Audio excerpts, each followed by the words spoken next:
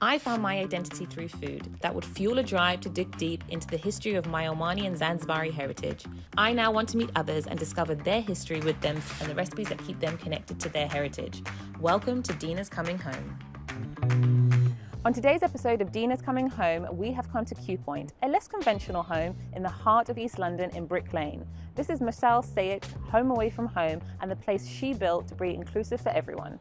Mursal has to be the most courageous, unapologetically truthful and incredible human I know. Her infectious energy, passion, inclusiveness, and the way she speaks up for her home country Afghanistan, aside from incredible Afghan roast, are what I love most about her.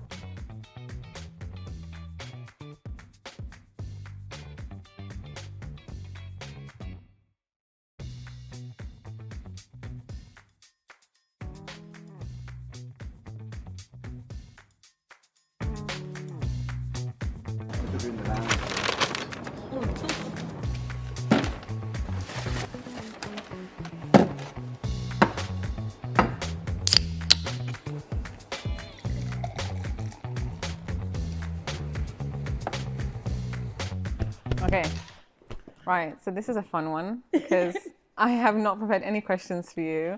Although I think ever since I met you, I've always got a question that I want to ask you because you are definitely probably, I think, the most misunderstood human being.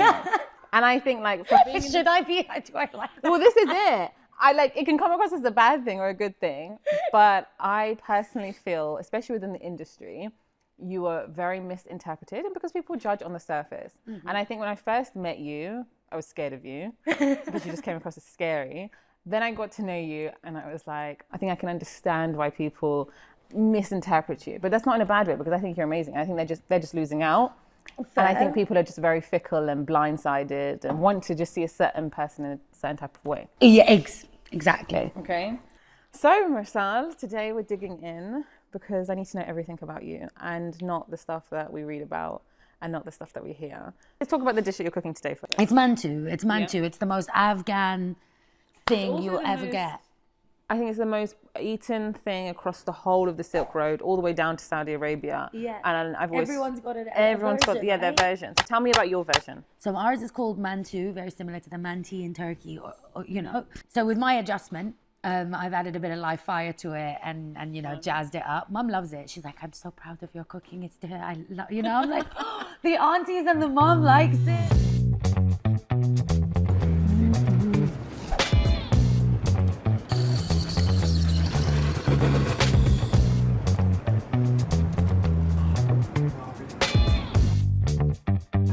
I was born in Afghanistan in the 1990s in the first civil war with the Taliban invasion. Where in Afghanistan were you born? I was born in Kabul, and then I was evacuated across the country to multiple provinces because we have multiple houses. To Ghurband, where my dad's from, which is northern Afghanistan, apparently cited by Alexander the Great and so many as one of the most beautiful places geographically in the world. Oh, wow. You know, and the only memories that I can retain from that first 7 years, like while I was still in Afghanistan during that war, is Ghurband. I don't remember Kabul because clearly bombs were flying off everywhere, guns. My dad had been conscripted like so many in the war. Like you just become a chess piece in someone else's game.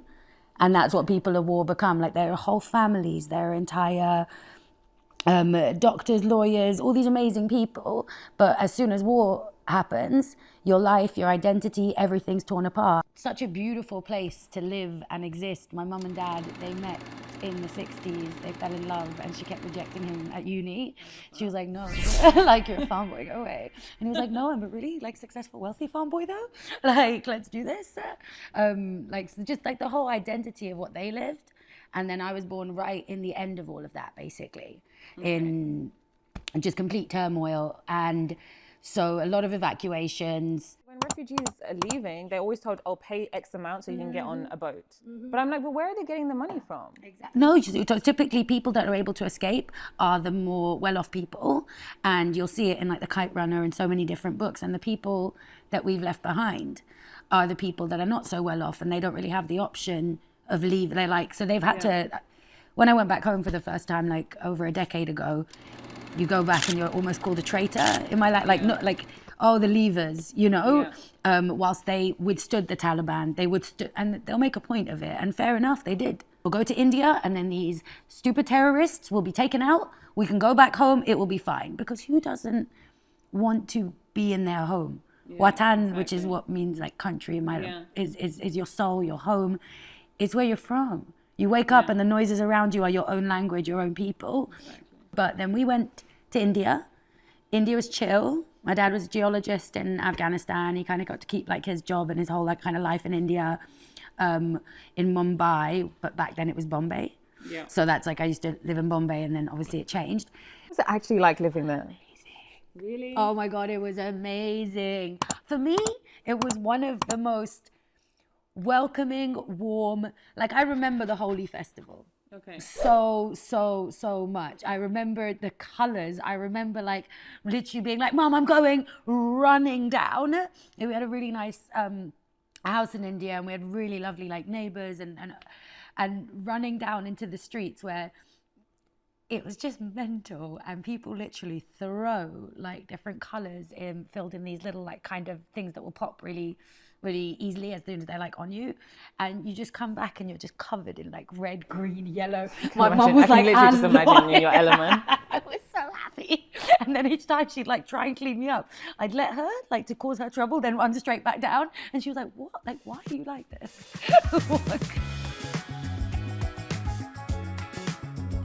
Where all the magic happens.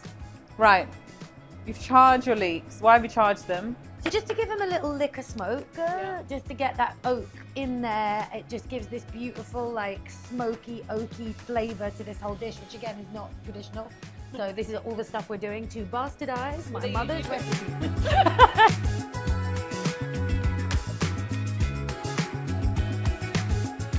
I was going to say, but did you want to start Q Point because you wanted to have a restaurant, or just so that you could house a place of... Because were you really that intelligent even 10 years ago to know that you wanted to house a place? That's how it started. I got so upset and so disillusioned. The war on terror, everything was like, what is going wrong with this country? Like, what is going on? I don't want to do something if I don't want to wake up every morning to do it. Because there's a quote by Rumi, which is a really ancient like Persian poet that my family and everyone's obsessed with. The only thing that you bring into this world and take back is your soul. So look after it. Oh, and it's so true. Everything else leaves. Your family, your jewels, your all your material things are gone.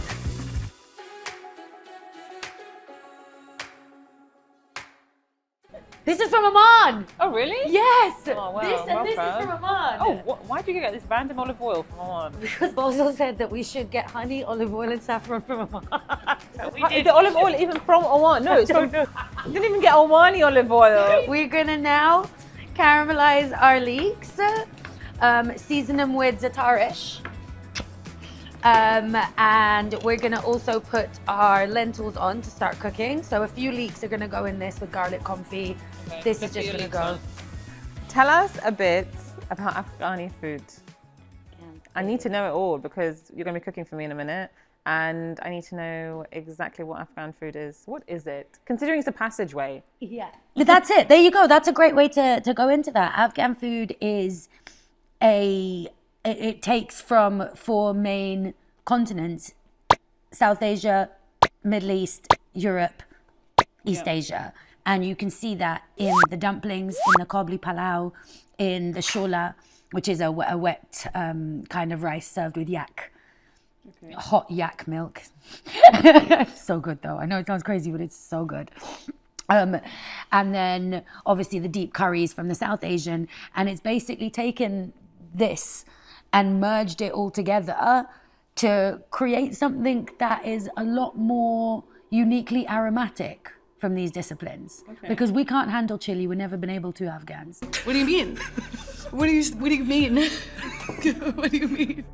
Everyone thinks you guys don't have any chili. We hate it. We like aromats. We love cumin. Cumin is our queen. You know, we're obsessed with cumin and sumac. I want to know the dish that triggers you. I guess kabli palau would trigger me, but in a good way, because it's the dish of the nation.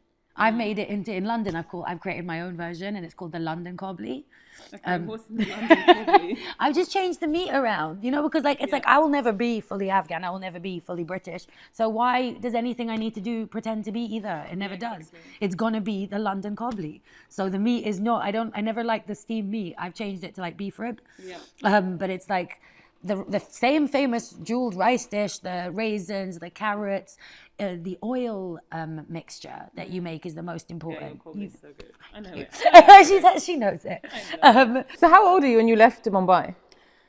Then I think it must have been around 8 or 9, and that's when things got a little bit confusing. And I won't share too much about that, but some stuff went wrong.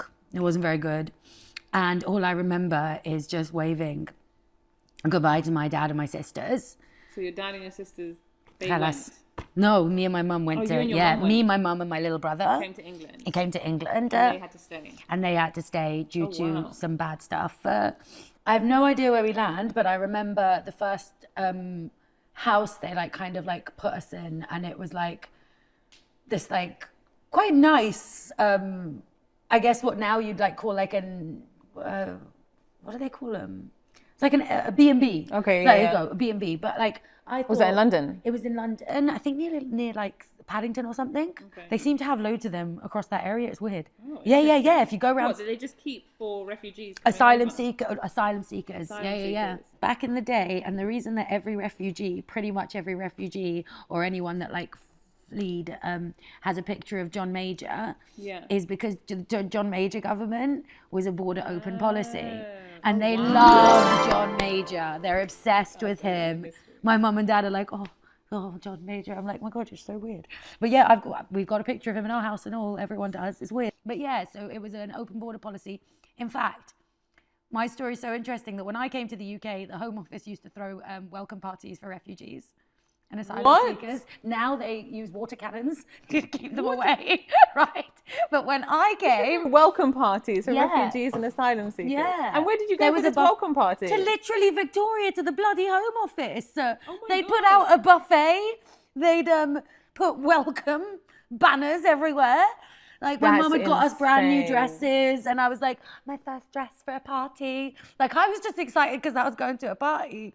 And I was like... I can't believe they did that. Imagine. And you would never think the government we have today that was a thing. That's why I call myself British Afghan. It's why it's so important for me to integrate the identities, because I'm proud of both. In Afghanistan, they call me English girl. Here, they call me Afghan girl. Whereas for me, I'm both. Yeah. And because the UK treated me with such care, compassion, love, I'm like, I'll give you all your taxes. What do you want? What do you want, baby?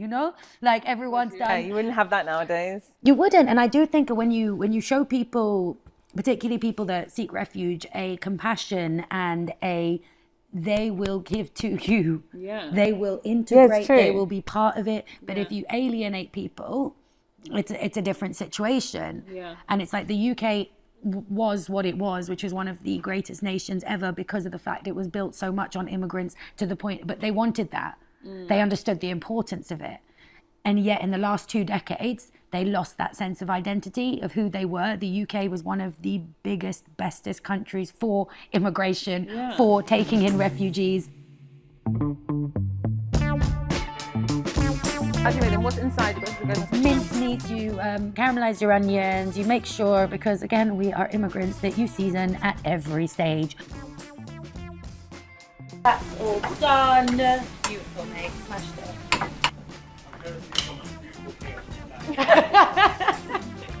Do you want this cooked before the leeks go in? Yeah, like roughly. Put my fire. I started a series, so I wouldn't have to cook or use my kitchen. And look where I am. You knew coming to me.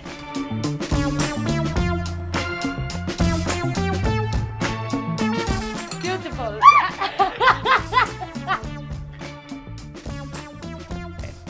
You end up in London. What the hell is it like being not just a foreigner in London, an asylum seeker in London? Did you speak English? I didn't initially. I learned English. I was speaking Hindi and Dari, like some confused little mutt. I met Father Christmas for the first time. I didn't understand this white man, apparently. Like, I can remember, and they were like, this man will give you present. I didn't know what Christmas was. I didn't know what this, I was like, there's a massive white man in a red suit. But then I started going to school. What was it like in school? What were the people like to you? It was weird, actually.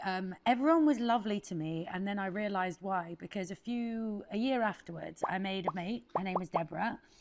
We went to school in Barnet, in North London. Okay. Deborah was from Nigeria. Right. And I was like, Deborah, oh my God. So I came to introduce her to my mates. And I was like, this is Deborah. This is when, at my young age, I went on the journey. Okay. You know, like, I was like, oh, okay. And I was like, this is Deborah. She's just joined the school. Can she join the Flower Power Club? These girls literally go, come here, take me over, and they're like, we're not allowed to play with her. Our dad says we're not allowed to play with her. What?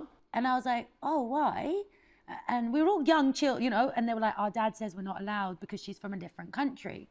And me thinking, I remember like it was yesterday going, oh, I'm from a different country too. My mum says we're from this place called Afghanistan. Literally, like that's where my head, yeah. Yeah, it's. I can show you on the map. So, like trying to show Chelsea and these white girls, you know, and they were like, no, but you're fine. And I was like, well, I don't understand. If she's from a different country and I'm from a different country, and I want to like play with her, why is my country fine? That's when we all learned it's got nothing to do with country. It's the color of one's skin. These people thought I was white because the war with Afghanistan hadn't. My war had happened, but the war on terror hadn't happened yet. Right. So the world, before the war on terror, no one knew where I was from. Whenever I say Afghanistan, they were like, where? Where? Is that near, is that in South America? Is that in, like no one knew. So it just didn't matter. It just didn't matter. And then obviously the war of terror, and they were like, oh, Afghanistan. It was such a weird experience to go from a country that no one knew of to be like the most infamous country. But yeah, so then I remember I chose Deborah above them.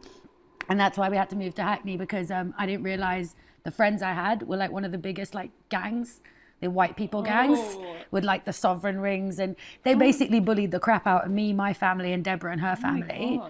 And I remember being in Deborah's house and being terrified because she had loads of brothers, and mum was there, and I'd gone for dinner at her house one day, and the gang of white girls had basically surrounded her house. And, what the hell? And I was like crying, like really, really scared. And I was like trying to, you know, I needed to call my mum, and they were like, we're so...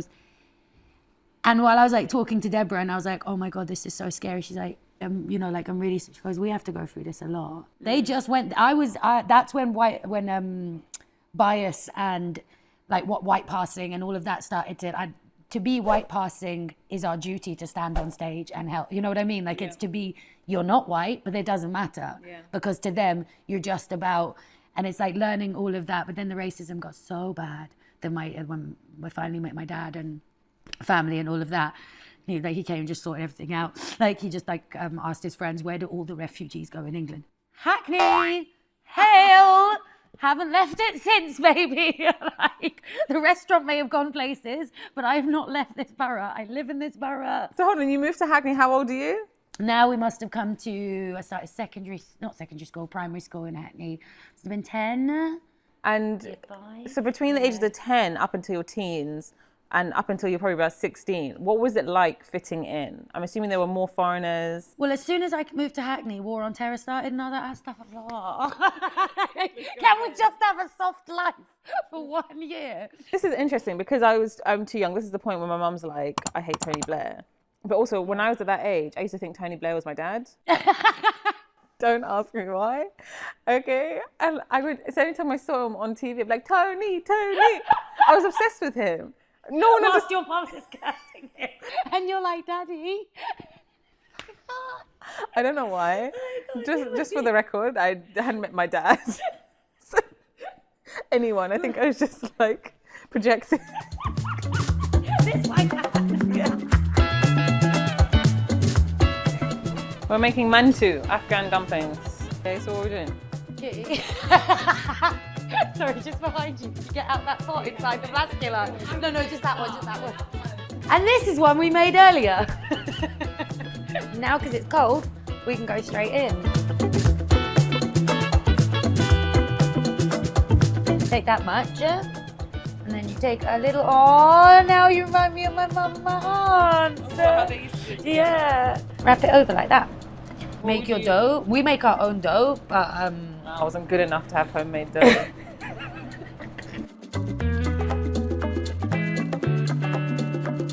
Wait, why are you doing a fancy design? I don't do a fancy design. Does your mum? No, okay, this is what she does. Yeah, I want to see how your mum does it. Only when there's a small gathering. When there's a large gathering, she goes, no, kalas. Don't ask for any design. So this is what she will do if it's a small gathering and she has the time and she's not upset. She's not upset. There you go, kalas. Okay. Kalas. Oh, you guys make yours so easy. Nice. Yeah. During that age, did you feel like, shit, I don't fit in anywhere. What am I going to do? When I came to Hackney, we had one white girl. Her name was Catherine. It was one. There's one in the whole school. Yeah, you know. They're so outnumbered. You know what I mean? We were like, everyone, my best friends. My mum couldn't speak great English. She made friends with my Yemeni friend that's like my best friend to this day. My Somali friend I've known forever. Yeah. She's known these two women now forever. Yeah. And the way they made friends was, man too. They can't speak any word of English and they would just give food to each other. And in Hackney, we had a thing called World Food Day, where people from different cultures. Hackney embraced diversity to such a point that you love being from your country. Yeah. You know, and then as soon as I leave Hackney, I'm like, oh my God, take me back. It's become incredibly gentrified now, and I fight against gentrification in this borough. Like, I'll write about it and stand in most things. Like, I'll be like, Dalston Ridley Road is the best place. We need to keep these core elements. The biggest Vietnamese road, like food, that you will ever find in Europe is Dalston Kingsland there. It's the biggest road of Vietnamese food. Because they immigrated here, they created some of the most historical food spaces. And as much as people are trying to push all of this out, this is where the food culture in Shoreditch is nothing without the food culture of Hackney. Yeah. In order for England to get better, it needs to become even more diverse and people need to spread out more. Yeah. Otherwise, because England likes to think it's very diverse. London maybe, and then parts of London. But it's not actually diverse. You go through with a fine comb and it's not. It's actually quite segregated. Our F&B spaces are segregated. Our shops are segregated. Our marketing is segregated. We target the same people to come to the same places over and over. Why are we not targeting these bloggers, for example, from this ethnic background or from here? Well, just the same. What's going to happen? It's basically a light version of apartheid, and everyone's like, "Oh, you're being," and I'm like, "I'm not." Oh, wow, a light version of apartheid. To me, that's what segregation is. You know, they may pretend that it's open and it's this, but it's not open until you allow people and respect the cultures, the dietary requirements, and the religious beliefs of which they adhere. Yeah. It's modern colonization when you take the best parts of someone's culture and ignore the rest. You know, you're stealing our spices. You don't use them in your food. So why now? It doesn't make. Whereas for me, I remember writing an article for The Guardian about if I could make the rest of England like Hackney, that's all I'm trying to do. I'm just trying to make sure that. Hackney Council know how much they should be paying you to promote them because. Can you tell them? Why are you dabbing it? Just with oil so the dumplings don't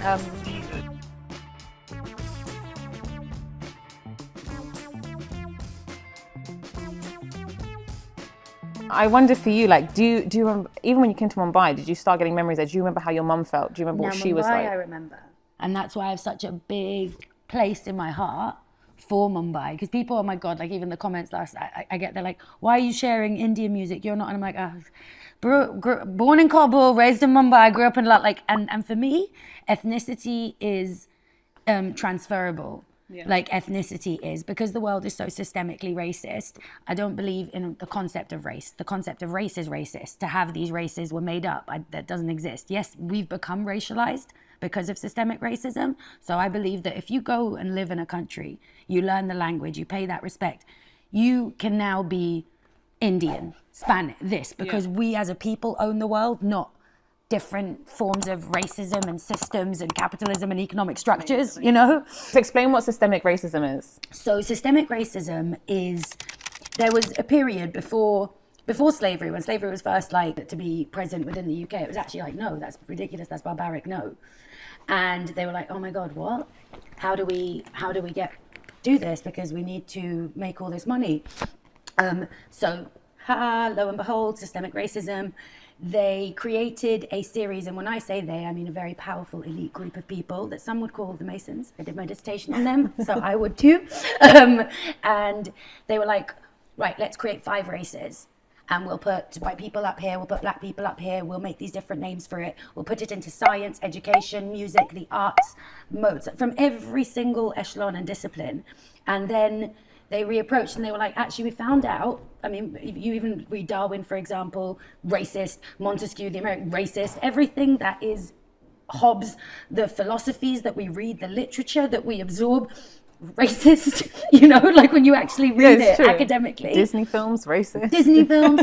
But yeah, so then they reapproached and they said, hey, so that actually turns out there's 5 different races. There isn't one human race, which means people are lesser than us. Can we now do slavery?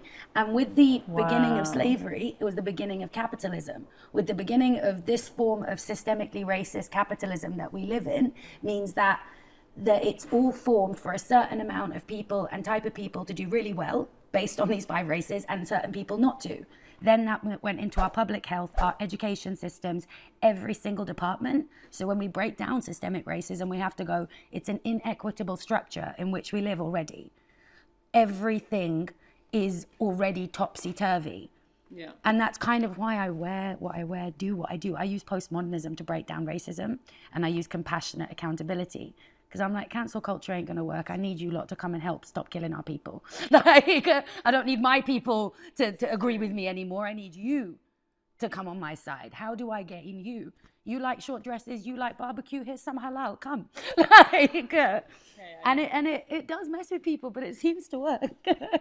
I understand. What you're doing is exactly that. So I think I find it fascinating that you've used food as a segue, to do that. That's it. But is that the way? Because how are we still? We need them all to come. Yeah. So that means your place. I am the diaspora of love. Like, you will find the mutt, and like all of us say at Q Point, we're like, oh, like we're the in between two worlds gang. So anyone and everyone across the UK and now the globe that feels that they neither belonged here or there, we come to Q Point. We're like, we don't need a seat at their table. We've made our own table, our own seat. We're all diasporic, mixed, immigrants, like confused. Some of us don't speak our language. Some of us are bicultural. Some of us are bilingual. It doesn't matter. This place is for everyone that just doesn't feel like they quite belong here or there. And like, it was a place of healing for me, but I didn't realize how many people across the UK then also like when I see them and when I speak to them and they share their stories, and I'm like, oh, you feel even generationally, like you'll find a lot of older women, racialized women, be like, oh, for me it was like this, but to see you talk this way and to be so happy with your mutt identity, I'm like, I love my mutt identity. I love it. I want to embrace it.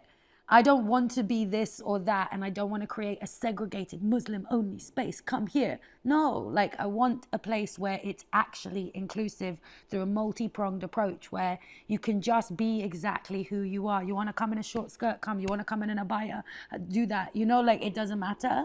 And I think too many places are trying to put people in squares, like constantly. You have built Q Point. Now, I think it's amazing. Your Afghan roasts are legendary. Go ahead, drink up. Your Afghan roasts are legendary, but the first thing I ever tried from you was a pub in the park, and it was the chicken poutine. Poutine. Poutine. Not the pussy. It was the poutine. And I fell in love with it, and that's when I was like, oh, this girl can cook. All based off of this poutine that was made. But what is Q Point? Please tell us, where is Q Point House now and why Q Point? So Q Point is now back in Hackney, where she belongs, where she's supposed to be, at Juju's, where we are now, in Brick Lane at the Truman Brewery. That's our home now. We're with the Truman. And yeah, you'll see the massive smoker outside in Ellie's yard. And it's just kind of kept evolving. What I love about putting so much of one's identity and self, like working with my business partner and head chef Josh, we put so much of us into it that when we grow, when our flavor changes, Q Point changes. the menus, you can literally see a reflection of us. Like, I've gone more French and barbecue. You look at the menu, oh, it's very bistro, and that's what it is. A place that does amazing food, experimental, crazy, different things, but just with an inclusive lens, and like without that being a massive thing. You know, it's like, it's not like, it shouldn't be a deal. I'm sorry that it is, but it shouldn't be a deal that food is made for multiple people to sit on the same table. Yeah. But the fact, and that's why I'm going to keep going with this mission, and we'll continue across Truman and everywhere.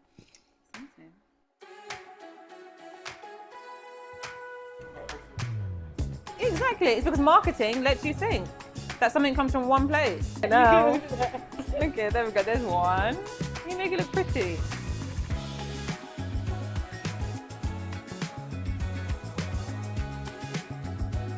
We have Afghan dumplings. Yay! Somani saffron, look at it. Look at that. Mursal, tell us what you've made for us. Beef mantu. Yeah. So we've got beef mince, our charred smoke leeks in there, our red lentil sauce on top, our Afghan chutney. And typically you could either have this as like a feasting dish. You can use knives and forks, or as Dina said, correctly so. You can also just go straight in with your hands. So shall we go in? Yeah, go in.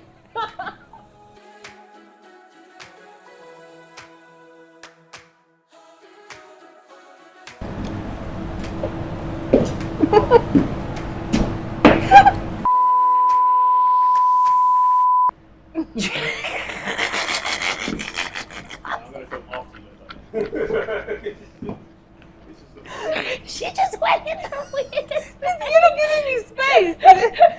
Do what I need to do. Go.